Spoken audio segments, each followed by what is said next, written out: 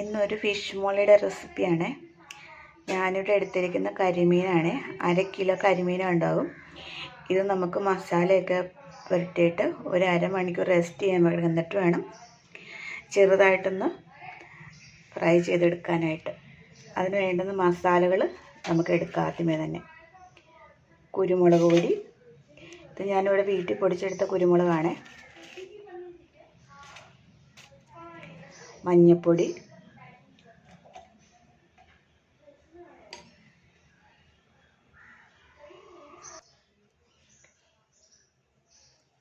നാരങ്ങ നീര്,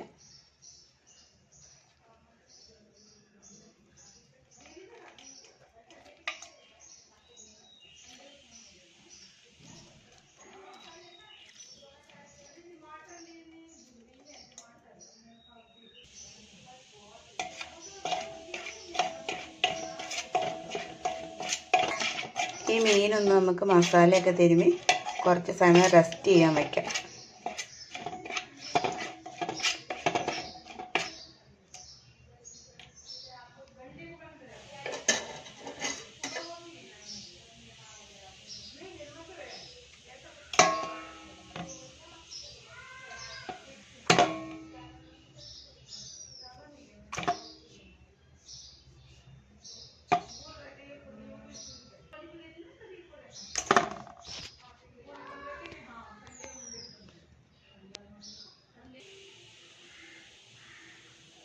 മസാല നന്നായിട്ട് തിരുമ്മി വെച്ചിട്ടുണ്ട്.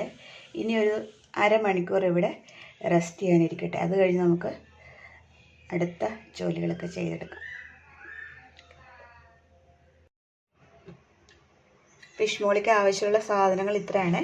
2 സവോള ചെറുതായിട്ട് കട്ട് ചെയ്തരിഞ്ഞത്, ഒരു 8 വെളുത്തുള്ളി, ചെറിയ കഷ്ണം ഇഞ്ചി, കറുവപ്പട്ട, ഗ്രാമ്പു ഒരു 7 എണ്ണം ഉണ്ട്, ഏലക്ക ചതച്ചെടുത്തത്, പച്ചമുളക് ഒരു 6 എണ്ണം ഉണ്ട്, തക്കാളി 2 എണ്ണം കട്ട് ചെയ്തെടുക്കണേ വട്ടത്തിൽ, കറിവേപ്പില ഇത്രയും വേണേ. പച്ചമുളക് എടുക്കുമ്പോൾ നമ്മൾ വേറെ ചുമന്ന മുളക് കൂടി ഒന്നും ചേർക്കുന്നില്ലല്ലോ. അപ്പോൾ ചില പച്ചമുളകിന് എരിവ് കൂടുതലായിരിക്കും. എരിവ് കൂടുതലാണെങ്കിൽ അതനുസരിച്ച് എടുത്താൽ മതി.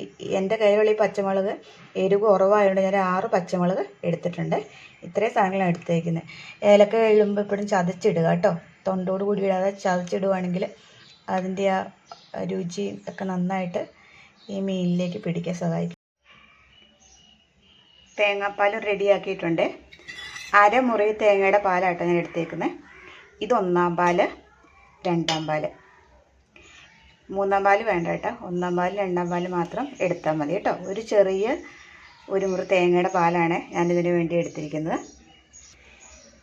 മീൻ റെസ്റ്റ് ചെയ്യാൻ വെച്ചിട്ട് അരമണിക്കൂർ കഴിഞ്ഞു. നമുക്കിനി ഈ മീനൊന്ന് ഒരു 3/4 ഭാഗം വറുത്തെടുക്കാം കേട്ടോ. ചട്ടി ചൂടായിട്ടുണ്ട്. നമുക്കിതിലേക്ക് വെളിച്ചെണ്ണ ഒഴിച്ചു കൊടുക്കാം.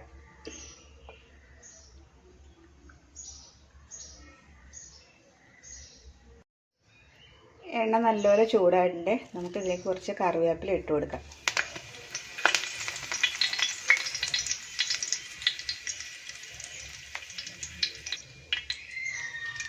നമുക്ക് മീനും ഇതിലേക്ക് ഇട്ട് കൊടുക്കാം.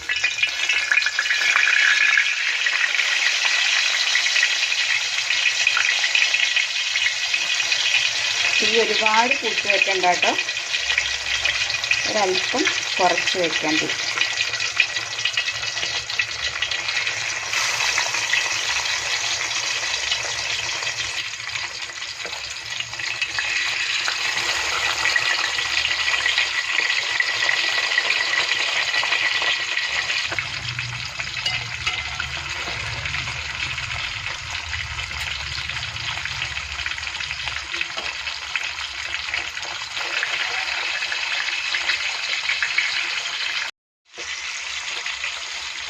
ഒരു 4-5 മിനിറ്റ് നേരം ഇത് വറുത്തെടുക്കണേ. മീനൊന്ന് മറിച്ചിട്ട് കൊടുക്കാം കേട്ടോ.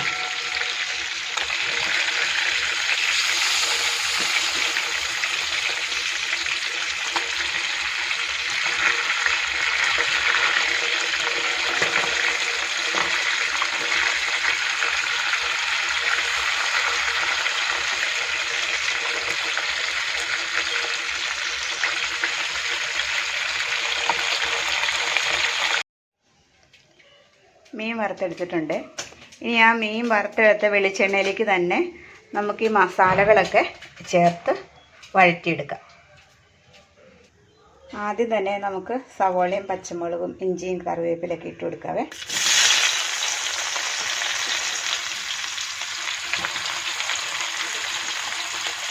വെളുത്തുള്ളി, ഇഞ്ചി,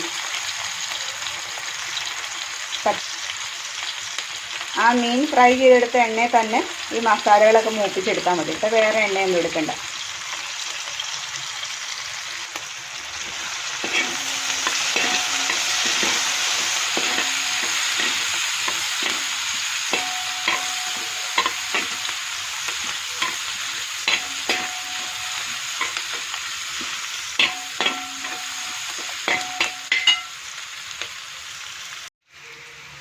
സവോള നന്നായിട്ട് മൂത്ത് വന്നിട്ടുണ്ട്.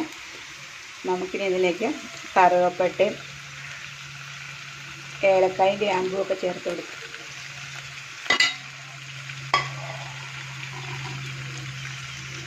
സവോള ഒരു ഗോൾഡൻ കളറായിട്ട് തന്നെ, കരിഞ്ഞൊന്നും പോകരുത്.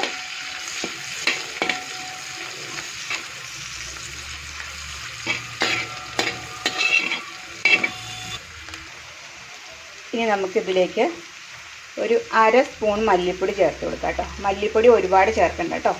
1/2 സ്പൂൺ മല്ലിപ്പൊടിയാണ് ചേർത്ത് കൊടുക്കുന്നത്. പിന്നെ ചേർത്ത് കൊടുക്കേണ്ടത് മഞ്ഞൾപ്പൊടി കുറച്ച് ചേർത്ത് കൊടുക്കാം.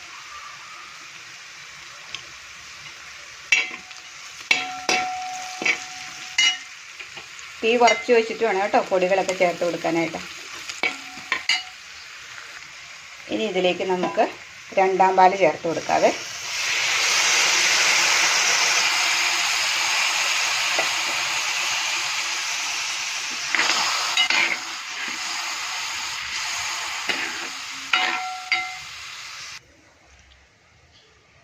ഈ സമയം കുറച്ച് ഉപ്പും കൂടെ ചേർത്ത് കൊടുക്കാം കേട്ടോ.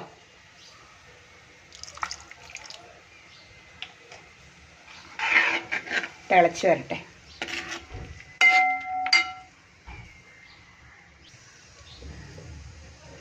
ഒരു സ്പൂൺ വിനാഗിരി ചേർത്ത് കൊടുക്കുന്നുണ്ട്.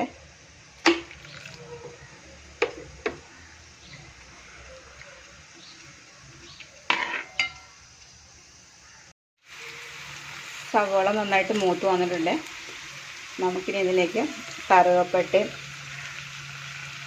ഏലക്കായും ഗ്രാമ്പും ഒക്കെ ചേർത്ത് കൊടുക്കും.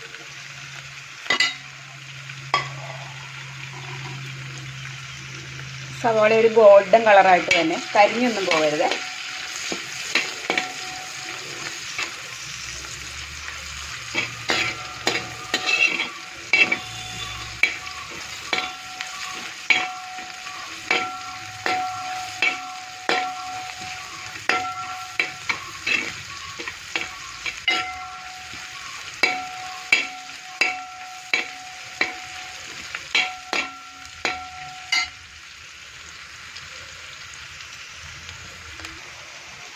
ഇനി നമുക്കിതിലേക്ക് ഒരു 1/2 സ്പൂൺ മല്ലിപ്പൊടി ചേർത്ത് കൊടുക്കാം കേട്ടോ. മല്ലിപ്പൊടി ഒരുപാട് ചേർക്കണ്ട കേട്ടോ.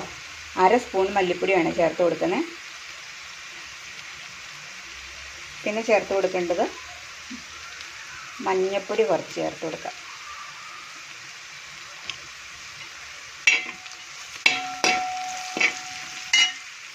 തീ കുറച്ച് വെച്ചിട്ട് വേണം കേട്ടോ പൊടികളൊക്കെ ചേർത്ത് കൊടുക്കാനായിട്ട്. ഇനി ഇതിലേക്ക് നമുക്ക് 2ാം പാല് ചേർത്ത് കൊടുക്കാവേ.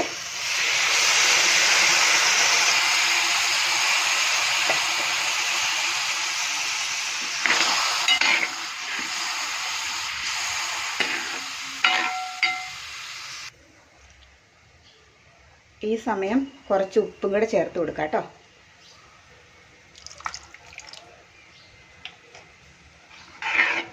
തിളച്ച് വരട്ടെ.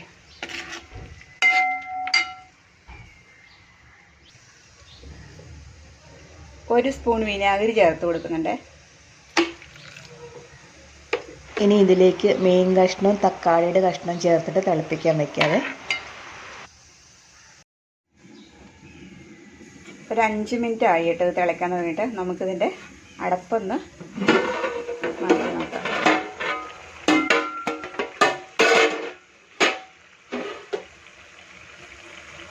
5 മിനിറ്റ് ആയിട്ട് തിളയ്ക്കുന്നു. തീ നമുക്കൊന്ന് കുറച്ച് വയ്ക്കാം കേട്ടോ. ഇനി ഇതിലേക്ക് നമുക്ക് 1-ാം പാൽ ഒഴിച്ച് കൊടുക്കാവേ.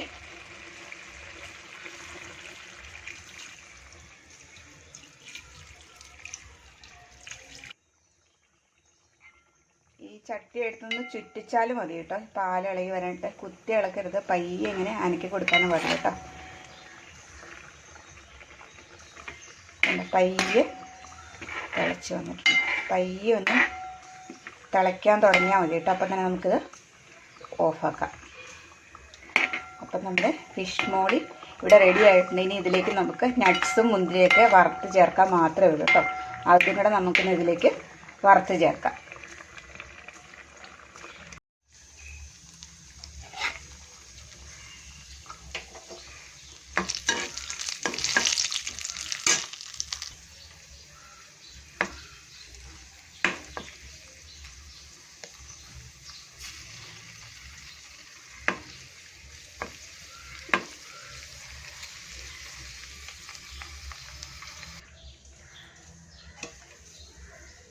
വറുത്ത് വെച്ച നട്ട്സും മുന്തിരിയും കൂടെ ഇതിലേക്ക് ചേർത്ത് കൊടുക്കുകയാണ്. ഇത് കറി വെച്ചതിന് ശേഷം ഏറ്റവും കുറഞ്ഞത് 1 മണിക്കൂറെങ്കിലും വെച്ചിട്ട് വേണം കേട്ടോ ഉപയോഗിക്കാനായിട്ട്. അപ്പത്തിനും ബ്രെഡിനും ഒക്കെ കഴിക്കാൻ നല്ലൊരു കറിയാട്ടോ ഈ ഫിഷ് മോളി. എല്ലാവരും ഇതൊന്ന് ഉണ്ടാക്കി നോക്കണേ, എന്നിട്ട് അഭിപ്രായം പറയണേ.